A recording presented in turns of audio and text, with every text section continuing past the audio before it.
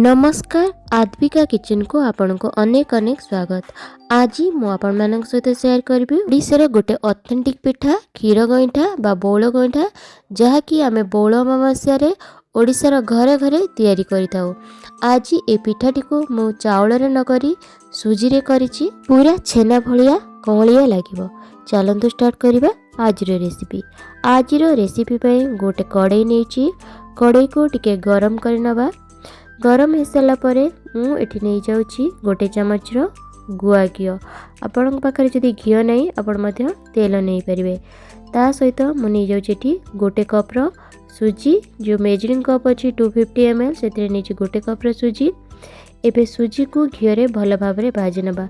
गईंठा पिठापी आप जिते सरू सुजी ने आपणकर जंतुणीटा से बढ़िया भाव में हम देखिपे। मुझे बहुत पतला सुजी नहीं। जदि आपण पाखे किसी मोटा सुजी अच्छी आपण ताको टिके ग्राइंडिंग करने। ग्राइंडिंग करें आपण करें।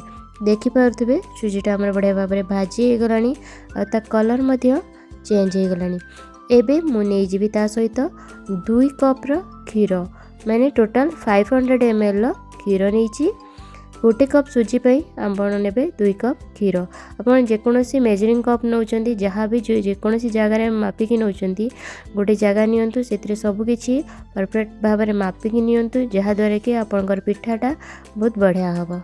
एबे सुजी को क्षीर रे भल भाव में मिसई नेबा जेमिति कि किछि भी लम्स रहिबनी। लम्स रहिले आपणकर जंतुणीटा भल हबनी। देखिपे मैं केमती स्पैचुला रे ताको मैश कर नौची। सेमिति आपण धीरे धीरे करिको सबको मैश कर नेबे। पिठा खाइला बेले टिके फिका फिका न लागिया पई मु एठी नै जाईची 4 बड़ चामच चीनी आ ता सहित नै जाईची 1/4 चामच रेठी लूण। एबे ए सब को भल भाव में मिसई नबा। देखि पारुथिबे सुजी हमर क्षीर को भल भाव में सोक कर सालानी। एबे 2 ରୁ 3 मिनिट पई हमें कंटिन्यूअसली गोले चलिबा। देखिबा धीरे धीरे सुजीटा आमर सुखी जाउची। से पर्यंत सुजी को आमे जंतिबा जे पर्यंत सुजी परफेक्टली आमर कड़ाई को न छाड़ी देछि। देखि परते सुजीटा आमर बढ़िया भाव में जंती जाइछे और कड़ाई को मध्य छाड़ी देछि। एबे आमे गैस रो फ्लेम को ऑफ कर दबा आ ताको कवर करी 10 ରୁ 15 मिनिट पई रेस्ट रे छाड़ी दबा। देखि परथबे 15 मिनिट हेई जाइछि। सुजी आमर आउ टिके फूली जाइछि। देखि परते सुजीर जंतुणीटा आउ टिके ड्राई हो जाइछि आउ टिके हार्ड मध्य हो जाइछि। एबे ए सब को मु गोटे थाली रे ट्रांसफर करनेबी। आउ सेतिरे मु देई देबी गोटे चामच रो गुआ घी। आ एको आमे 2 ରୁ 3 मिनिट पय टिके चकड़ी नबा। हमर बेसी चकड़ीबार नै जेहेतु आमे जंती थिले सुजीटा हमर बहुत बढ़िया भाव नरम हो जाइछि। एबे आमे गईंठा पिठा गुडी को सब गड़ीबा। आपन को जे कोनोसी शेप पसंद आपन सेही शेप रे गड़ी परिबे। मु एठी छोटो छोटो बॉल सब करि नउची सेही शेप रे देउची। देखिबे आपन एमती गोल कला बेले जेमिति किछि न फाटे। जदि आपनकर गईंठा पिठा टिके फाटिबो ताले आउ टिके ताकू चकड़ी नेबे। एही परि भाव रे मु सब गईंठा पिठा गुडी को तैयारी करि नेबी। एबे हमर सब गईंठा पिठा रेडी हो जाइछि। तो गोटे कप सुजी रे आमे केते सारा गईंठा पिठा रेडी करने। गईंठा पिठा पई मो फाळे नडिया को एठी करि नेछि। आपण आपनक क्वांटिटी अनुसार नडिया को मध्य कम बेसी करि परिबे। एबे गोटे कड़ाई नबा। कड़ाई गरम हेसला परे मु एठी ओमफेड रो फुल फैट मिल्क नेछि 500 ml मिल्क नेछि। जदि आपनक पाखरे किछि फुटा क्षीर अछि आपण ताको मध्य नहीं पारे। सुजी जंतला बेले आमे 500 ml मिल्क नेथिले। एबे 500 ml मिल्क टोटल आमे नेलेटी 1 लीटर रो मिल्क। पिठा को भल फ्लेवर पाई मुझे 3 चारोटी अलैच को एठी कुटिक नहीं जाइछि। और पिठार भल कलर पाई मुझे किछि केसर को नहीं जाइछि।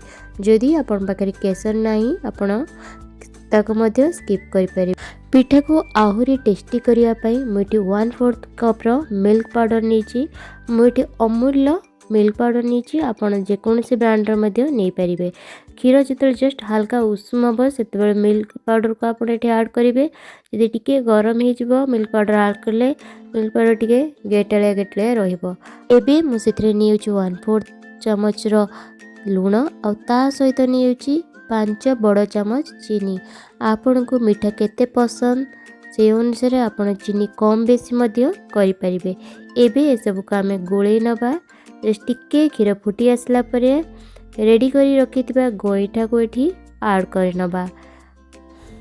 प्रथमे हाई फ्लेम रे 1 ରୁ 2 मिनिट पई कुक करबा।